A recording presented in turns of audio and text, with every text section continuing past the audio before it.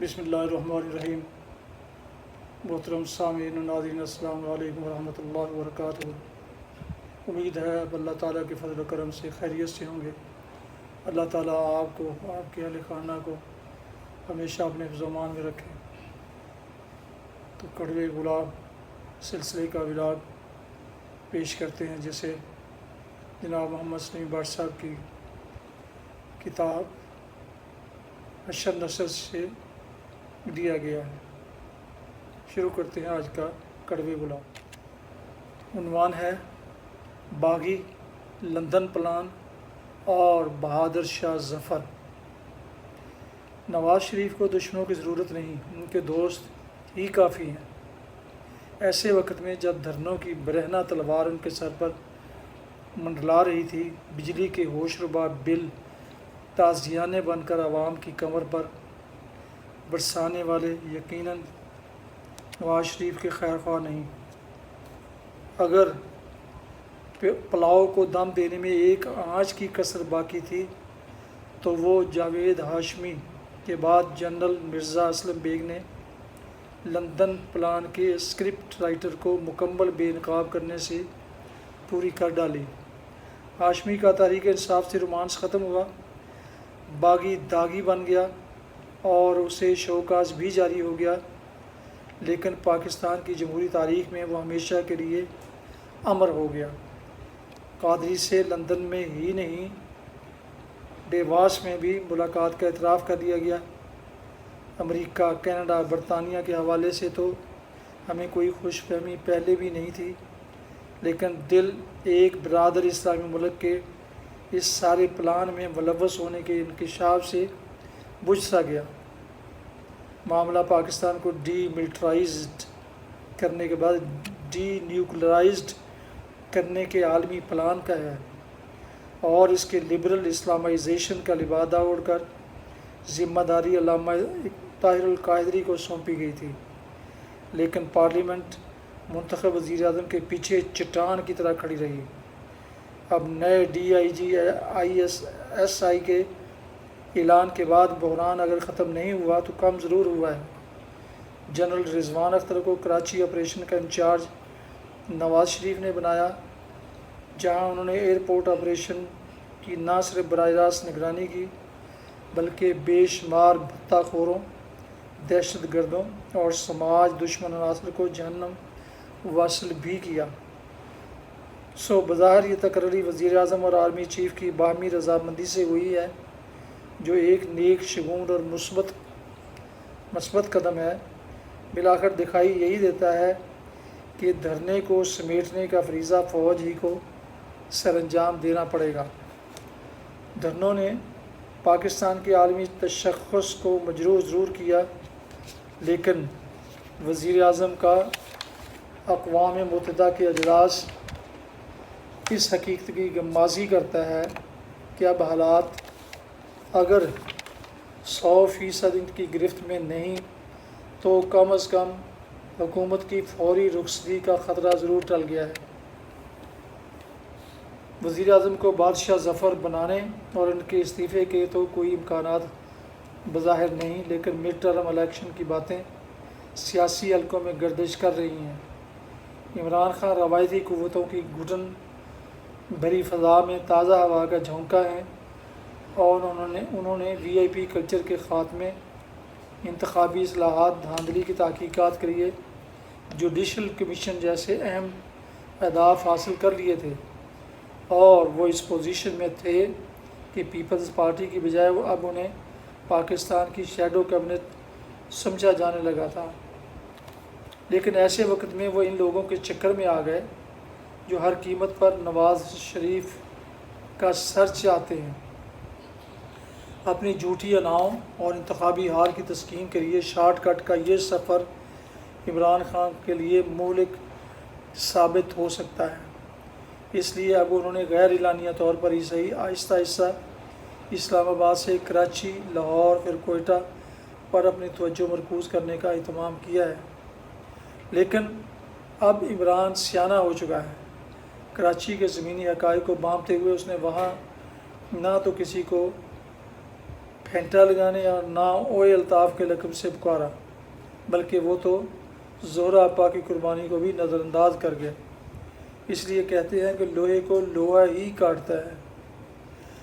آپ پارا کے قریب سمجھے جانے والے شاہ محمود قریشی اور جہانگیر ترین ٹیکنوکریٹ سیٹ اپ میں وزیر اعظم بننے کے لیے اپنی اچکنیں سلوا چکے تھے، اور جاوید ہاشمی کا یہ جملہ بڑی اہمیت کا حاصل ہے کہ وہ آپ پارا سبزی خریدنے نہیں جایا کرتے تھے۔ دھرنے کے بطن سے استعفے تو برآمد نہیں ہو سکے، لیکن نواز شریف کے لیے واضح پیغام ہے کہ اب عوام کے تیور بدل چکے ہیں۔ وہ سہانے خواب کے جھانسے میں نہیں آئیں گے۔ بجلی کے بل، گیس، پانی، بجلی کی عدم دستیابی اور بے روزگاری کو اپنا مقدر تسلیم نہیں کریں گے، اور نہ ہی مریم نواز کو 100 ارب کے فنڈ پر برابر براجمان دیکھنا چاہتے ہیں۔ جمہوریت شفافیت کا نام ہے، اور اگر یہ عوام کو بنیادی ضرورتیں فراہم کرنے میں ناکام رہتی ہے تو پھر عوام کے لیے اس نظام کی بھی کوئی قدر یا اہمیت باقی نہیں رہ جاتی۔ اب نواز شریف کو سمجھنا ہوگا کہ وہ بھارت سے دوستی کے ایجنڈے کو سرپٹ گھوڑے کی طرح یک طرفہ طور پر آگے نہیں بڑھا سکتے۔ اس سلسلے میں انہیں قوم کی امنگوں، قومی حمیت اور خودداری کا بھی احساس کرنا ہوگا۔ پاکستان میں سب سے بڑا مسئلہ انصاف کی فراہمی ہے۔ طبقہ اشرافیہ کے لوگ جرم کے بعد تھانے میں کچھ دے دلا کر جان بچا لیتے ہیں، اپنی جگہ کوئی کمی، کوئی کرندہ پولیس کو پیش کر دیتے ہیں، ججوں سے رابطے کر لیتے ہیں، اگر وہاں تک کوئی ترکیب کارگر نہ ہو تو 10-20 لاکھ روپے میں چوٹی کا وکیل کر لیتے ہیں۔ اگر یہ کمال بھی کام نہ دکھائے تو پھر گواہوں کو خریدنا، شہادتیں ضائع کرنا، متاثرہ پارٹیوں کو دھمکیوں اور بریف کیسوں سے متاثر کرنا کہاں مشکل ہے۔ لیکن اگر کبھی ان تمام ہتھ کنڈوں کے باوجود کسی بڑے آدمی کو سزا ہو جائے تو پھر سیاسی اثر و رسوخ کی مدد سے پھانسی کو عمر قید کو قبل از وقت رہائی میں بدلنا تو ان کے بائیں ہاتھ کا کھیل ہے۔ ہماری جیلوں کی ٹھنڈی بیرکوں اور تاریک کال کوٹڑیوں میں اپنے گناہوں اور اپنے جرموں کی بجائے ہم اپنی غربت، اپنی کمزور سماجی پوزیشن اور اپنے ناقابل ذکر شجرہ نسب کی سزا بھگت رہے ہیں۔ آج کے منصفوں کو بھی یہ دیکھنا چاہیے کہ کہیں ان کی ساری مہارت بھی انہی لوگوں پر تو صرف نہیں ہو رہی جو غربت کے باعث قانون کے بیلنے میں آ گئے ہیں۔ ان کے پیچھے بھی اگر حسب نسب کی مضبوط فصیل ہوتی، ان کا بھی اگر کوئی حلقہ، کوئی جاگیر، کوئی مل، کوئی بزنس یا کوئی پارٹی ہوتی تو وہ بھی اینک لگا کر لندن میں بیٹھے ہوتے۔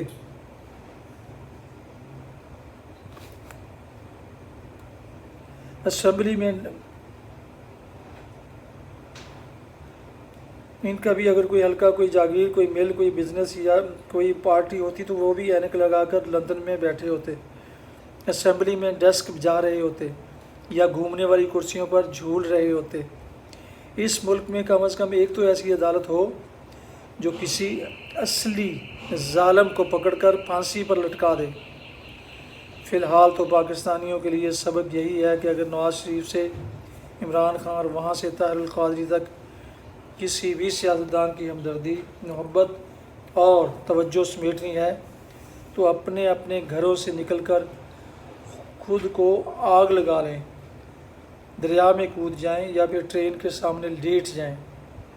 یہ معاشرہ ایسا معاشرہ ہے جو زندوں کو تو اس کا حق نہیں دیتا، لیکن مردوں کے لیے اس کے پاس وقت بھی ہے، ہمدردی بھی اور خیرات بھی۔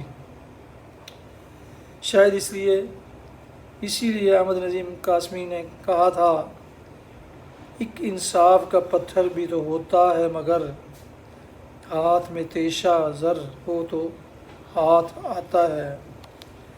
اور آخر میں یہ تلخ مگر سچا لطیفہ کہ جب گاؤں کے ایک مزاریہ نے چودھری سے پوچھا کہ چودھری یہ بتاؤ تم کٹے کو کہاں باندھتے ہو؟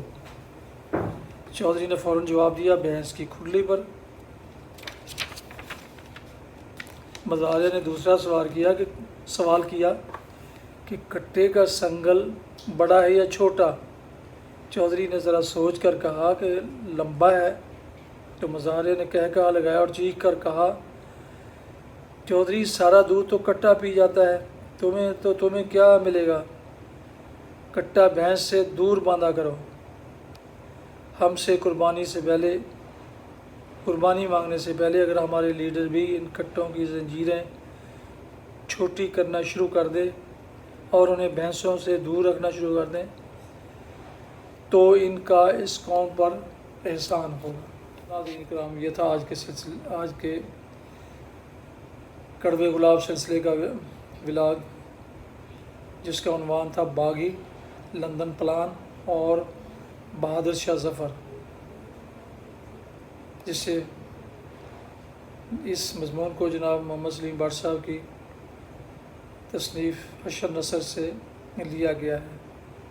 جن دوستوں نے ابھی تک میرے یوٹیوب چینل BA رشیدی کو سبسکرائب نہیں کیا، ان سے گزارش ہے کہ وہ اسے سبسکرائب کر کے بیل آئیکن کو ضرور کلک کریں تاکہ آئندہ آنے والے ایسے معلوماتی، دلچسپ اور ہلکی پھلکی مزاحیہ ولاگز ان کی خدمت میں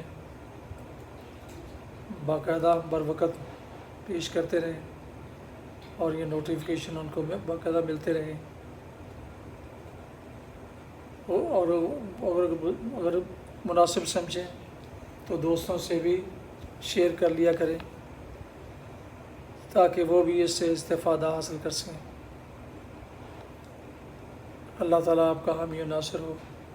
اللہ تعالیٰ آپ کو، آپ کے اہل خانہ کو، آپ کے بچوں کو ہمیشہ اپنی حفظ و امان میں رکھے، آمین۔ دعاؤں میں مجھے اور دوستوں کو ضرور یاد رکھیے گا۔